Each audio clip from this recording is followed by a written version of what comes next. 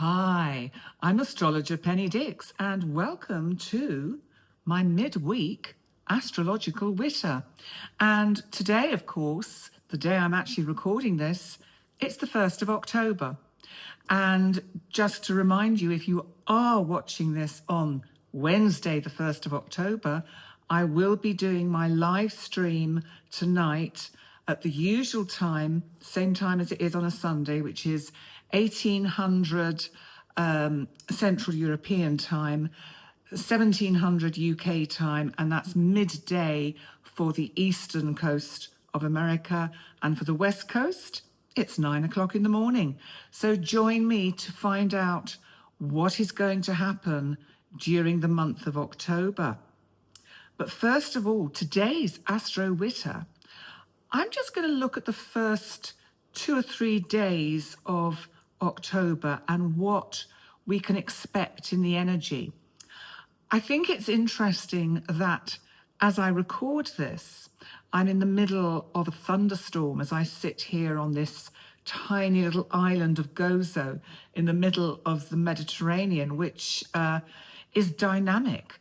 Does this give us an indication of what we can expect over these first 2 or 3 days of October? Well, there's certainly a lot of water out there, and that may be actually more predictive of what we can expect in the month of October in general. I know from a weather forecast point of view, there is some storms arriving in the UK, probably the States. I think you're getting hit in certain areas. And, well, we certainly are today. But enough of the weather forecast. What about the astrology forecast? What's happening today? Well, actually, when I pulled up the chart for today, I thought, oh, okay, that's quite interesting. This is what can I say? It's a transitory transit. But basically, Mercury, who, as you know, is our planet of communication, of ideas, of thinking. Mercury is currently in the sign of Libra, which of course is where the sun is. And this is all about balance, harmony, relating. It's a very benevolent sign. It's ruled by Venus. So Libran energy and Libran times of year are they should flow very harmoniously. But what's happening today? Well, Jupiter in Cancer, where it is exalted, Jupiter, our wonderful planet of expansion, of opportunity, of luck, good fortune, it's squaring Mercury. Well, I think, and I'm halfway through the day here now in Europe, but I would be very careful if you're talking to anyone today that you don't speak out of turn, because this could exacerbate energies around anything to do with emotions, nesting, feeling, mothering, all of those Cancerian qualities, where this is like the what's just come to me is the do-gooder.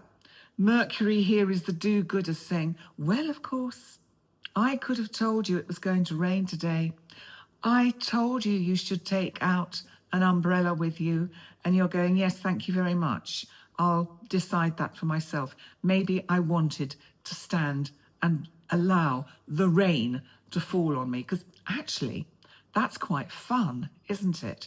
I have to say I haven't done it for quite a long time, but well, not consciously and deliberately, but standing in the rain is dancing in the rain is a wonderful expression. However, I think today we may see and we may feel compelled to say what we feel, because we have all good intent and feeling about it, but it may not be welcomed by the other.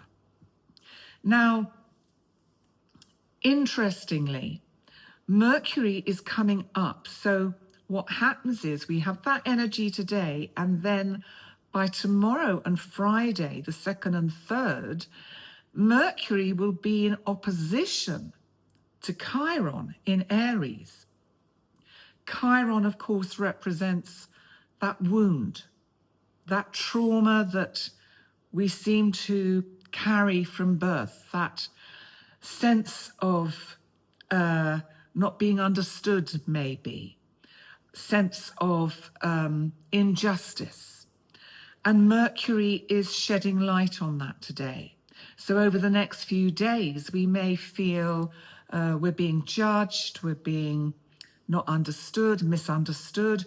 Also, of course, remember that it's not just Chiron that is in Aries, but Eris is actually currently conjunct Chiron. Now, just to remind you very briefly who Eris is. Now, she's a dwarf planet, but also Eris in mythology is the goddess who didn't get invited to the wedding. She was less pleased about this, and she would certainly have something to say. Now, what is interesting is that both Eris and Chiron, in their opposition to Mercury in Libra, they're forming a T-square with Jupiter in Cancer. What can we make of this? And, you know, just to remind you before I lose the thread of Eris, she wasn't invited to the party, so she tossed a golden apple into a group of goddesses who were saying, what's she doing here? Huh, she wasn't invited. And she said, I bring a gift. And this gift is this golden apple. And it's for the fairest goddess. Well, you can imagine what mayhem occurred. They all pounced on the apple saying, I'm the fairest, I'm the fairest, I'm the fairest. Well, no, no, no, no, no. Zeus got most angry about this and insisted that the very young and handsome and lovable person called Paris, and that's another story, should choose the goddess that he felt was the most beautiful and deserved the golden apple. Well, you can imagine Eris just sitting there going, oh, if only they knew, if only they knew what comes next. Well, of course, what did come next was that Paris was, in a sense, seduced by Aphrodite. Of course, it's also Venus. Where does Venus rule? Venus rules Libra, where Mercury is. And Venus is still in Virgo, ruled by Mercury. I love the way we get this overlapping. Anyway, so Aphrodite says, listen, you choose me. I will make sure you have the love forever of the most beautiful woman on the planet. And he thinks, whoa, that's Helen of Troy. Whew, she's all right. I'll have some of that. And so he gives the golden apple to Aphrodite. Well, we know what happened next, don't we? Well, Eris just stood there laughing, probably quite openly. And, of course, Paris goes off to claim his love, who is Helen of Troy. Trojans and her family and etc. weren't too happy about all of this. And so we had the Trojan Wars that went on for many, many years. But that's another story for another time. How does all this myth play into the energy of the next few days? That's really what we need to understand. Where might you be being overlooked? Have you been missed out, sidestepped by the family for some event, upcoming event? Are you feeling really quite miffed, irritated, fed up? And how do we turn this, though, into a positive? Because you see, I think that with all of these energies, when we're not aware of them, they will make us aware of them, but in the sense that it gets enacted out in events. When we're aware of it, we can think, okay, so I know this event is coming up. I have a feeling they probably won't want me there for whatever reason. You can huff and puff and get really upset about it, but then say to yourself, do I really want to be there? Do I really want to spend my time with these people that don't get me, don't understand me? And really, I could actually probably find someone who does get me to spend that time with in a far more fruitful way. So that way we can circumvent the astrology. And then we get, in a sense, the benefits of Jupiter's luck and opportunity in Cancer. And we work with the dynamic energy of Cancer, which is a cardinal sign, to create a few days and the energy of what we would like to be in the energy of the next few days, not what we allow ourselves to just be swept along. Because that's another interesting thought. This month, we have a lot of water energy. The element of water is quite pronounced through October, so that towards the end of October, we actually have a grand water trine. So we're in danger of being swept away by our emotions, swept away by our ideas, and swept away by fantasy and dreams. But more of that later. I will look at that tonight when I do the live stream for October. And if you're watching this after Wednesday, the 1st of October, go back and check out on my channel the live stream for the whole of the month of October. So that's really what's happening at the beginning of the month. Now, the 3rd. We need to move on to the 3rd, which is actually what I've also been talking about with the Mercury in opposition to Chiron and Eris, making a T-square with Jupiter. But there's something else happening, which I think could be symbolic in some way. And I don't know, and this is just using, if you like, my imagination with this particular idea. But I wonder what it will mean, because Mars in Scorpio, the sign it rules, will, now can we say this? It will actually be conjunct 3i Atlas, or at least 3i Atlas will be doing a flyby. Now, Stefan Burns, as you know, the geophysicist, whom I know a lot of you follow, he's talked about the various dates when 3i Atlas makes close connections or conjunctions with the various cosmic bodies in our solar system.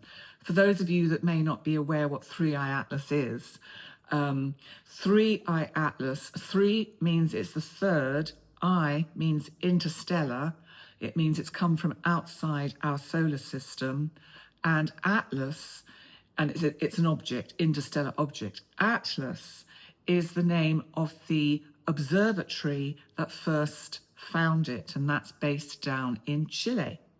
Now, it doesn't matter about all the fantasy and drama that 3i Atlas has been creating, and I'm sure you've heard not just me, but many other astrologers now and people interested in these things talking about 3i Atlas and, oh, maybe it's, you know, the aliens and they're coming to get us. I don't think so. I really don't. Well, I could be horribly wrong, of course, but I tend to think probably not.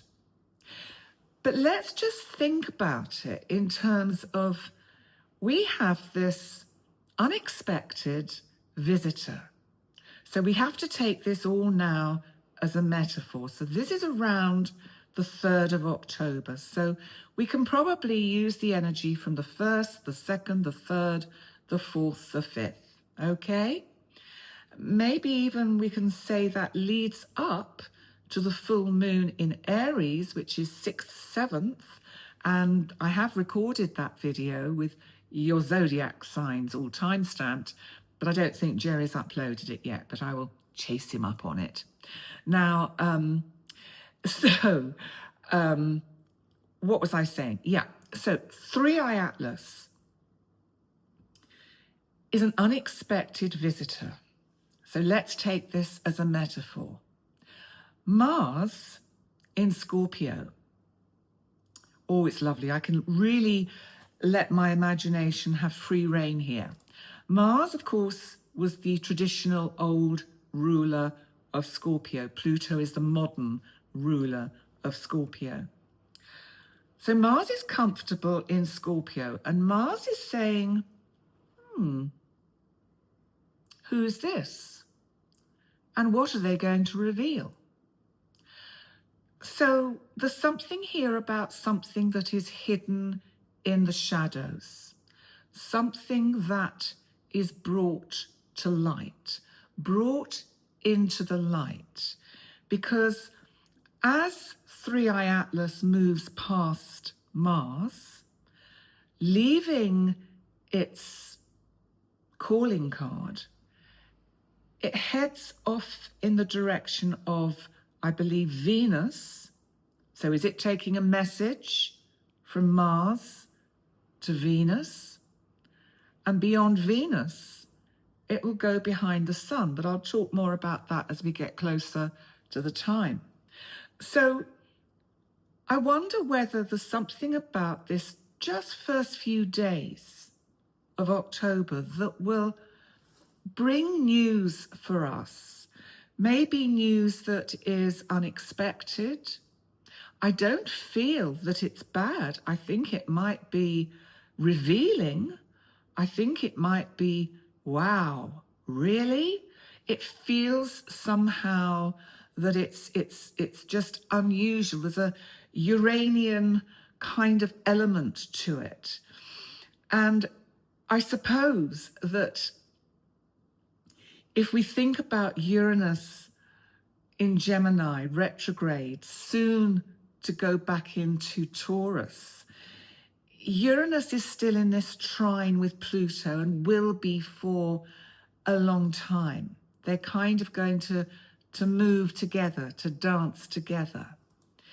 But I think that there's something very potent about the energy of the next few days. And I didn't talk about this on Sunday in my live because I wanted to keep it secret. Oh, there you go. I'm doing just what 3i Atlas may do, may reveal.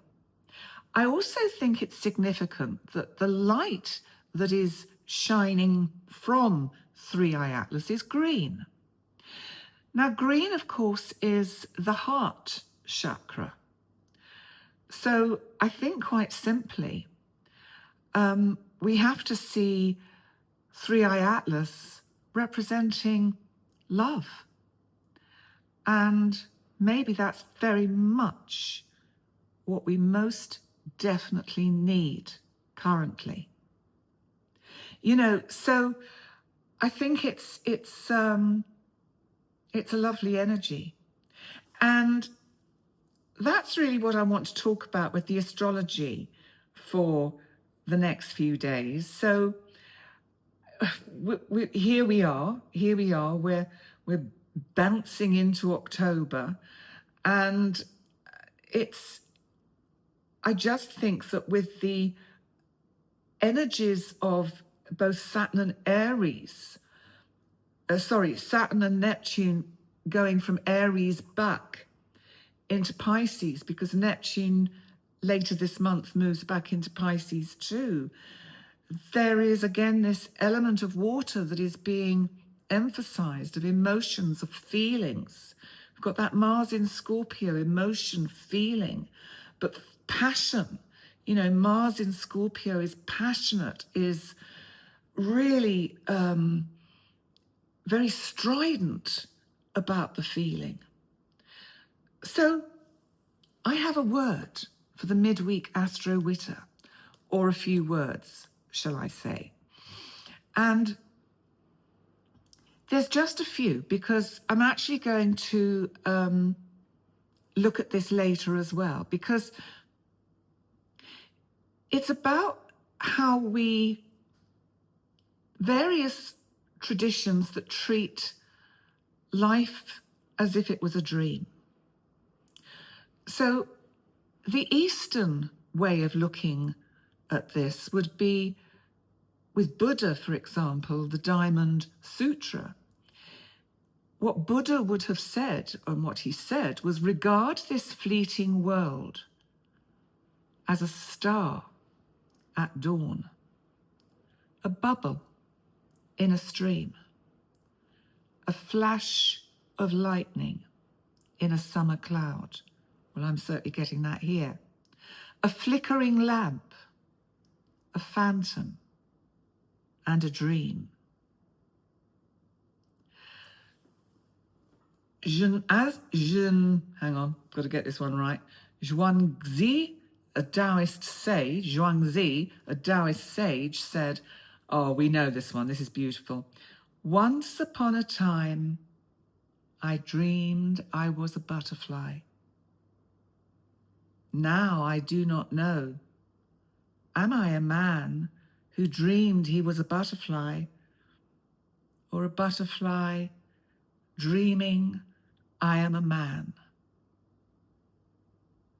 And the final one for today, because I've got some more of these which I'm actually going to talk or give out in tonight's, because they're so beautiful, in tonight's live stream, is about, well, it's about the world, the word Maya, and this is hang on a minute, Advaita Vedanta teaching. Listen, I'm not an expert at this. I'm just researching it. But this is the quote. The world is Maya, a dream of Brahman, real to us until we awaken to the eternal. Well, I think that's quite a good place to pause. And I've got some more, and I'm going to actually bring these up tonight when I do the live stream. So hopefully you'll join me for that. And thank you for joining me for this all but brief Astro Witter for a Wednesday. And have a great month. Have a great day. And remember to like, comment, subscribe. And if that hype button pops up, click on it, please. I'm not quite sure what it does, but let's go for it. All right, my loves. Thank you so much. Oh, remember to check out on my channel, Channeling and Stranger Things, because I've got a lovely video up there with the lovely astrologer Sue Brayne. We talk about reincarnation and some of its linking in with astrology. So if you want to listen and check out that, I will put the link down here somewhere underneath the video. All right, thanks so much for joining me. Have a wonderful day. Lots of love. Bye for now. Bye.